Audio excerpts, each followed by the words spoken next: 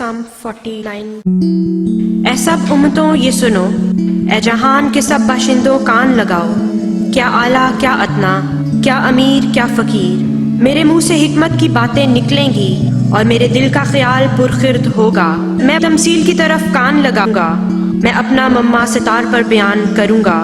میں مصیبت کے دنوں میں کیوں ڈروں جب میرا تعقب کرنے والی بدی مجھے گھیرے ہوں۔ جو اپنی دولت پر بھروسہ رکھتے اور اپنے مال کی کثرت پر فخر کرتے ہیں، ان میں سے کوئی کسی طرح اپنے بھائی کا فدیہ نہیں دے سکتا، نہ خدا کو اس کا معاوضہ دے سکتا ہے، کیونکہ ان کی جان کا فدیہ گراں بہا ہے، وہ ابد تک ادا نہ ہوگا، تاکہ وہ ابد تک جیتا رہے اور قبر کو نہ دیکھے، کیونکہ وہ دیکھتا ہے کہ دانش مند مر جاتے ہیں، بے وقوف و حیوان خصلت باہم ہلاک ہوتے ہیں اور اپنی دولت اوروں کے لیے چھوڑ جاتے ہیں۔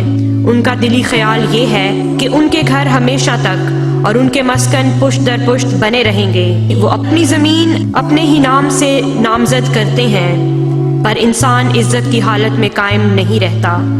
وہ جانوروں کی مانند ہے جو فنا ہو جاتے ہیں، ان کا یہ طریق ان کی حماقت ہے، تو بھی ان کے بعد لوگ ان کی باتوں کو پسند کرتے ہیں۔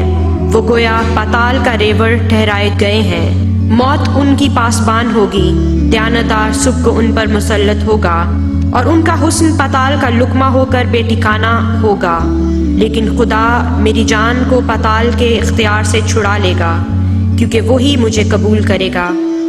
جب کوئی مالدار ہو جائے، جب اس کے گھر کی حشمت بڑھے تو خوف نہ کر، کیونکہ وہ مر کر کچھ ساتھ نہ لے جائے گا، اس کی حشمت اس کے ساتھ نہ جائے گی۔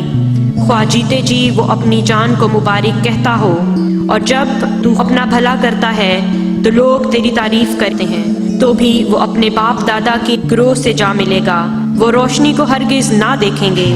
آدمی جو عزت کی حالت میں رہتا ہے پر فرد نہیں رکھتا، جانوروں کی مانند ہے جو فنا ہو جاتے ہیں۔ خدا کے پاک کلام کے پڑھے سنے جانے پر اس کی